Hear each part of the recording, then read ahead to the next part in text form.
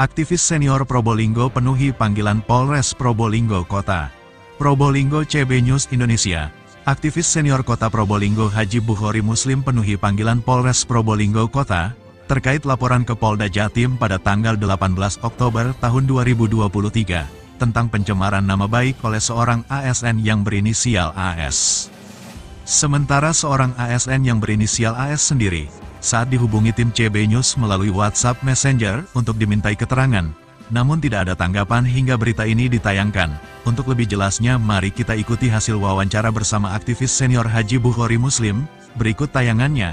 Mamat Abdullah dan Gogon Harum, koresponden CB News Indonesia, mengabarkan dari kota Probolinggo, Jawa Timur. Beberapa waktu lalu ini dipanggil oleh Polres Probolinggo Kota. Ini terkait kasus yang mana, Mas? Mungkin bisa disampaikan. Terkait kasus pelaporan saya tanggal 18 Oktober 2023 ke Polda Jatim tentang pencemaran nama baik dan perbuatan tidak menyenangkan yang dilakukan oleh oknum ASN golongan 4A dan menjabat sebagai KSUP Pelabuhan Rembang berinisial AS. Pencemaran nama baik yang bagaimana? Pencemaran nama baik itu dia mengirim WA ke pihak ketiga, disuruh sampaikan ke saya. Yang poin pertama, katanya saya pernah melaporkan dia ke kantor PBNU. Waktu itu kira-kira tahun 99-2000, tentang dia merampas usaha saya itu. Tapi katanya tidak digubris oleh PBNU. Ini saya secara organisasi saya nggak terima, secara pribadi apalagi, karena seorang ASN, oknum ASN berinisial AS ini kok berani-beraninya menyangkut pautkan organisasi yang notabene-nya terbesar di Indonesia. Kedua, saya diajak pihak ketiga, teman yang namanya Suryanto ini mendatangi rumah dia, itu judulnya menawarkan aset. Makanya saya mau datang. Kalau enggak diiming-iming dia butuh aset, saya nggak akan datang, nggak mungkin, karena dia sudah 20 tahun yang lalu ngambil usaha saya, nggak mungkin saya ketemu gitu. Tapi di sana kok saya dituduh katanya datang minta sumbangan. Bahkan ada teman saya juga dituduh sebagai LSM memaksa minta uang dengan cara kasar. Kalau Bukhori Muslim itu minta sumbangan dengan cara halus. Itu yang kedua. Yang ketiga, saya dikatakan pengemis. Dia lewat WA juga. Kalau enggak kerja katanya jangan minta uang. Ini sangat merendahkan martabat dan menghina sekali terhadap saya, diri saya dan keluarga saya. Ada WA. Kalau enggak kerja jangan minta uang. Nah, keempat, ini ada WA juga, walaupun di bawahnya itu ditulis itu dari Habib siapa gitu, tapi isinya kalau matamu itu bisa melihat kejelekan orang, kenapa hidungmu tidak bisa mencium bau busuk dalam perutmu? Itu ada di samping, dan itu disuruh sampaikan ke saya. Jadi ini sudah keterlaluan. Ingat, di agama kita, di agama Islam, menghina makhluk ciptaan Allah itu tidak boleh. Karena menghina, menyakitkan kepada sesama makhluk, apalagi sesama Muslim, itu sama dengan menghina Allah. yang menciptakan. Jangan mentang-mentang karena dia sudah jadi pejabat tinggi, kaya raya seperti konglomerat, bisnisnya menggurita, sehingga melihat seseorang itu semua rendah, semua hina. Tak boleh. Nah itu karena negara kita ini negara hukum dan ada undang-undang pelanggaran ITE-nya, makanya saya laporkan. Gitu. Saya sangat mengapresiasi Polres waktu memeriksa saya, karena dari Polda dilimpahkan ke Polres. Itu saya mengapresiasi.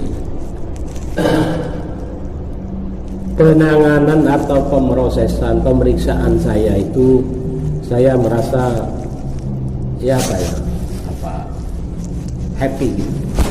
Karena pelayanannya atau yang memeriksa itu penyidiknya itu sangat familiar,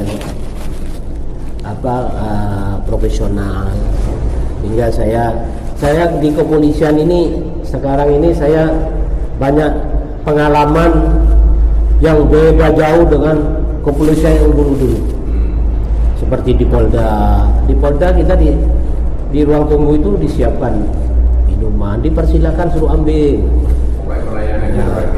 Di Mabes Polri juga gitu. Setelah diperiksa, saya dijamu, dibelikan nasi bekel, dibelikan itu di gedung Waludin Jamil lantai 7 itu. Nah, saya berterima kasih ke Polres Kota Probolinggo. Mudah-mudahan ini bisa berlanjut sampai ke meja hijau. Itu harapan saya, karena supaya orang-orang seperti oknum atau terlapor ini jangan lagi ada lagi orang yang kaya seperti konglomerat terus semaunya dia menghina orang. Tak boleh kan, kita saling menghormati sesama anak bangsa, khususnya sesama muslim gitu. Nah, di luar konteks ini saya menyampaikan bahwa saya berharap Polres Kota Probolinggo tidak menganggap ini sederhana seperti kasus yang kasus ringan gitu. Ini di balik ini ada pengungkapan yang harus diungkap. Kenapa harus? Jadi saya sebagai aktivis pernah dipesani oleh Ketua KPK waktu itu Pak Busro yang datang ke Probolinggo 2011 di Pondok Riyadhus Sholihin. Itu pesan sama publik yang hadir, masyarakat yang hadir. Kalau ada ASN yang kaya raya, itu perlu dicurigai dan perlu dicari tahu dari mana harta dia dapat. Itu pesannya. Kedua, kalau ada pihak ketiga, PT atau CV rekanan yang kaya mendadak, itu tolong dideteksi dia mengerjakan apa. Kok bisa kaya seperti itu? Nah, karena dari masyarakat itu dibutuhkan oleh KPK, oleh penegak hukum yang lain, institusi penegak hukum yang lain untuk membantu. Nah, saya terpanggil waktu itu 2011 sampai sekarang ini. Sekarang ini kenapa sih saya melaporkan dia ini? Karena ini di luar konteks Polres ya. Di luar konteks laporan ke Polres itu penyemaran. Ini masalah harta kekayaan seorang oknum ASN yang luar biasa. Jadi kira-kira kalau yang saya sudah rangkum kurang lebih 12 item itu full bangunan, termasuk tambah kafe yang barusan diresmikan itu. Nah, seorang ASN dengan gaji berapa sih golongan 4A yang menjadi pemicu saya untuk terus giat. Dia malah menentang. Seakan-akan silakan laporkan. KPK nggak ada masalah. Saya sudah laporkan ke KPK LHKPN saya. Kecuali sekolahan. Itu ada WA-nya. Nah, ini perlu dipertanyakan oknum KPK ini. Terutama Deputi Bidang Pengaduan dan Deputi Bidang LHKPN. Ini patut dipertanyakan. Karena terlapor ini merasa bangga. Merasa bangga dan biarkan KPK ada masalah. Kalau mengacu kepada kejadian-kejadian yang sudah itu hanya pamer dengan hidup idol, itu langsung diproses. Terakhir ini Kepala Bea Cukai Purwakarta itu hanya melaporkan hartanya ada kejanggalan, langsung dicopot dan diperiksa oleh KPK. Ada diperiksa. Namun yang ini kok apa ya?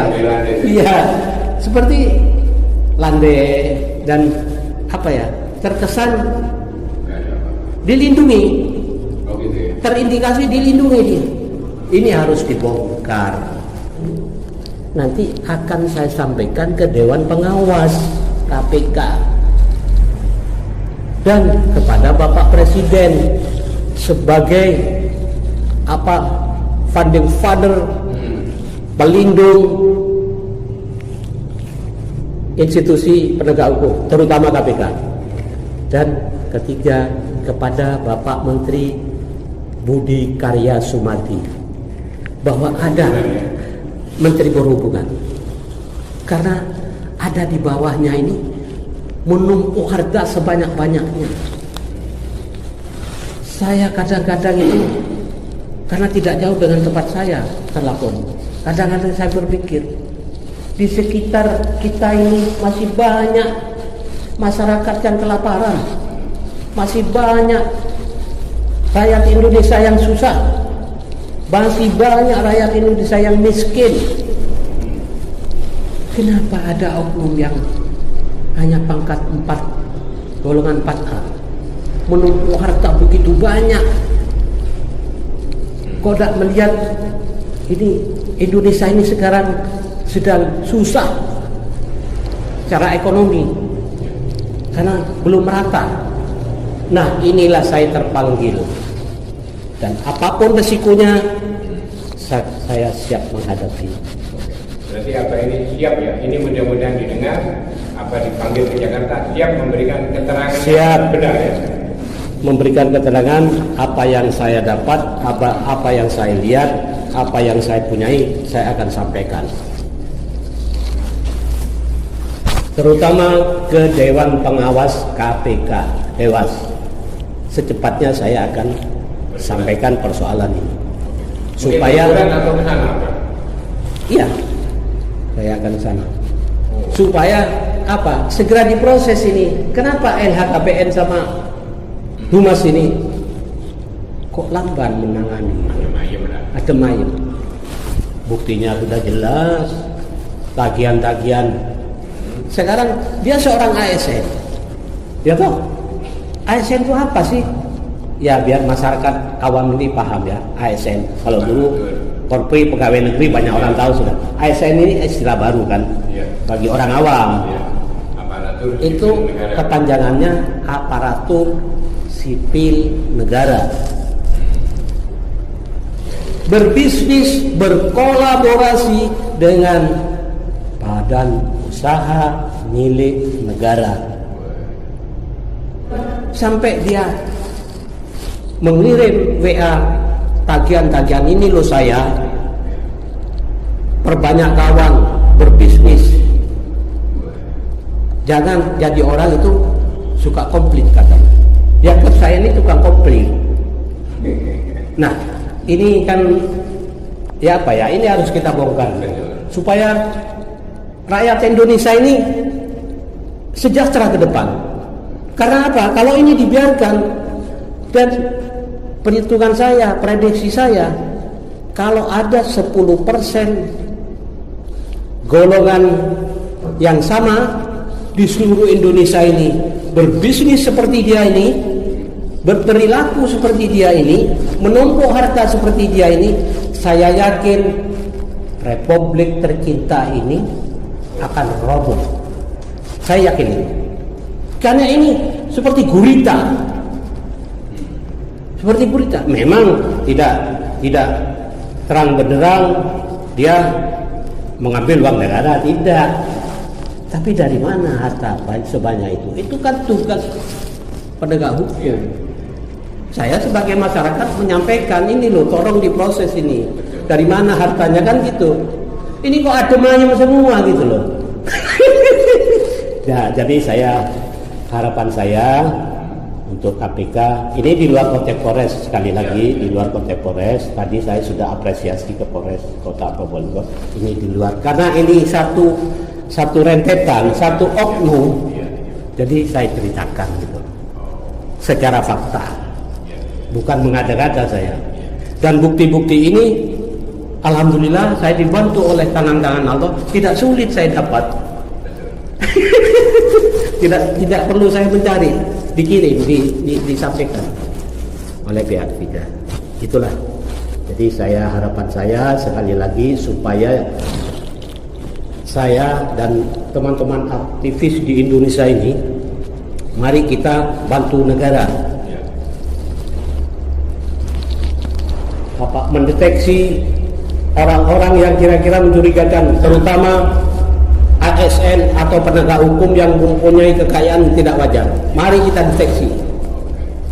Apalagi nanti presiden yang baru. Sikat habis sampai ke akar-akarnya korupsi itu. Pak Prabowo ya? Ya, Pak Prabowo. Bapak Prabowo. Jadi statementnya sudah jelas, bongkar sampai ke akar-akarnya. Jadi kalau itu memang terjadi dan dilakukan, insya Allah negeri ini akan makmur. Bahdatun Thayyibun Warabbul Ghafur. Sekian, terima kasih saya sampaikan. Terima kasih.